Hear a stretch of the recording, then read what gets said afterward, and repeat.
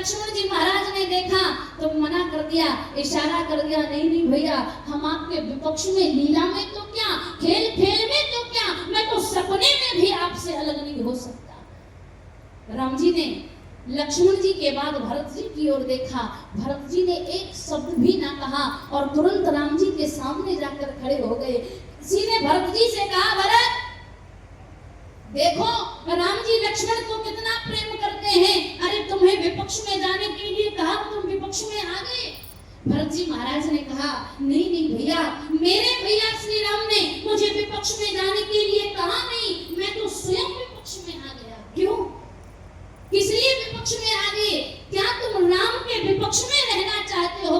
भरत जी कहते, नहीं नहीं, मैं राम के विपक्ष में नहीं रहना चाहता, लेकिन राम के विपक्ष में, राम के सामने खड़ा हो गया, इसलिए जैसे भी हो, पक्ष में रहकर या विपक्ष में रहकर मेरे भैया राम का खेल हो जाए, बस इसलिए मैं सामने आकर खड़ा हो गया।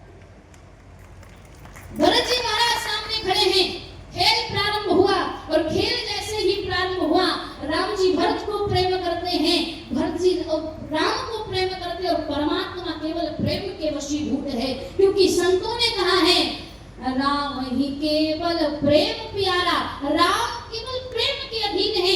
इसलिए आज परमात्मा अपने बाल सखाओं के साथ खेल रहे हैं, और खेलते खेलते हुआ क्या, राम जी ने गेंद फेंकी, गेंद लुढ़कती हुई भरत जी की ओर गई, और जैसे ही गेंद भरत जी की ओर गई, भरत की ओर के सखा चिल्लाए, भरत गेंद आ रही है, इतनी जोर से ठोकर मारना, इतनी जोर से ठोकर मारना कि गेंद राम जी के पक्ष में जाकर गिरे।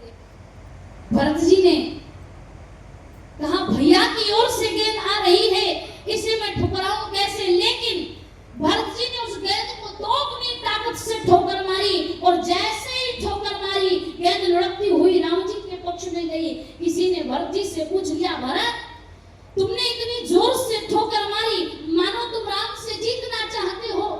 भरत जी महाराज ने कहा, नहीं नहीं भैया, मैं राम जी से जीतना नहीं चाहता, मैं भैया से जीतना नहीं चाहता, बस मैंने गेंद